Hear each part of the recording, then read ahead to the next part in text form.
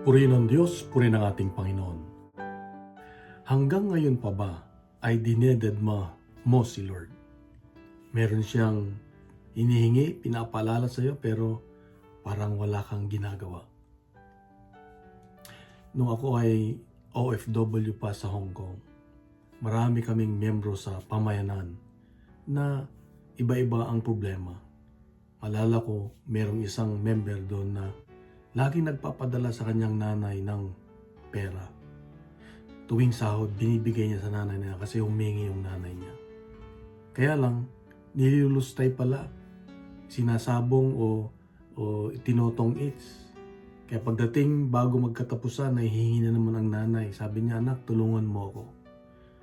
At nahalata niya, nalaman niya, ang ginagawa ng nanay, sabi niya, Nay, hindi tulong ang kailangan niyo. Ang kailangan nyo ay instant cash lang. Kaya sa aming mga OFW, ang laging isa sa mga problema ay yung bang ibibigay mo na ang lahat pero nilulustay lang doon sa Pilipinas o sa mga pagpapadalhan. Yung bang hindi nila alam na ikaw rin ay naghihirap. Sa Ebanghelyo ay makita natin na pinagsabihan niya ang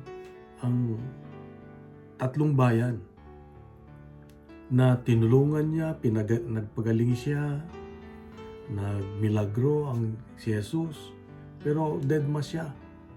Walang nababago sa buhay nila. Ayaw nilang makinig sa ating Diyos. Kaya nagpalala niya, kawawa kayo, sabi niya, kawawa kayo. Sa atin din, ang Diyos ay maraming ginagawa sa buhay natin na magaganda. At ang nais niya sa atin na hindi lang yung gusto niya tayong palaging humihingi lang ng milagro, humihingi ng biyaya. Ang gusto rin ng Diyos ay yung magbago din tayo. Bakit? Dahil sa ikabubuti natin.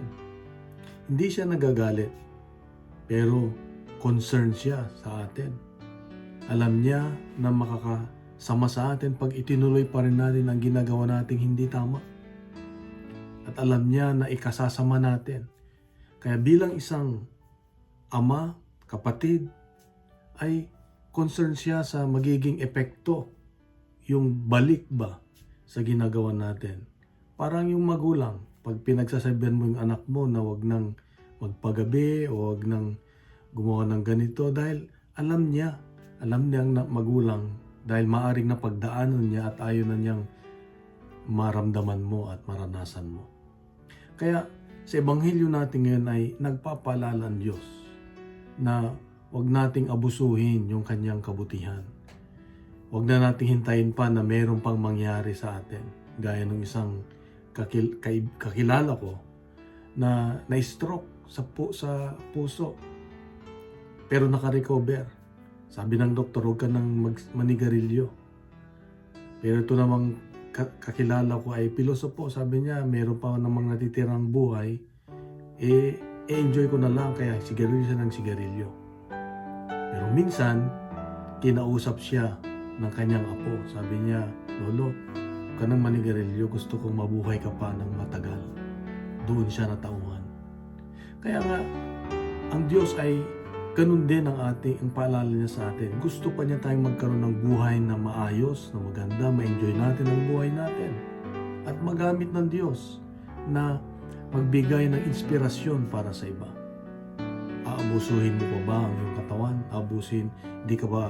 Di mo ba irerespeto ang salita ng Diyos?